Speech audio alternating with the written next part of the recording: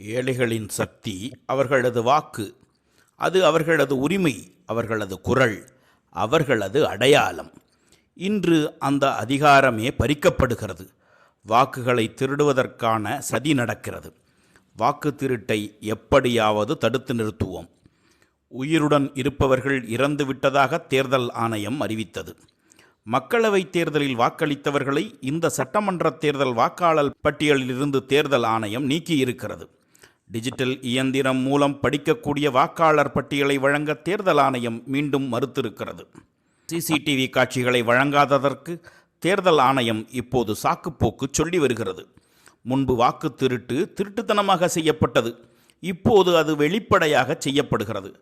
இங்கே பீகார் காவல்துறை தடுப்புகளை அமைத்திருந்தது.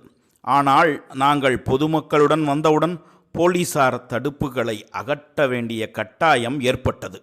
நாங்கள் நேரடியாக மேடைக்கு வந்தோம். இது பீகார் மக்களின் சக்தி.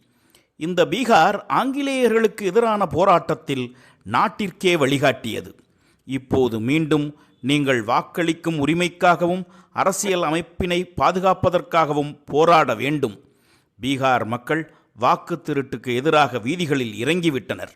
செய்தி மிக தெளிவாக உள்ளது. வாக்கு திருடனே அரியணையை விட்டு வெளியேறு என்று இன்று நாடாளுமன்ற எதிர்க்கட்சித் தலைவர் ராகுல் காந்தி பீகாரில் வாக்காளர் உரிமை யாத்திரையில் பேசியிருக்கிறார். ஜெய் ஹிந்த்.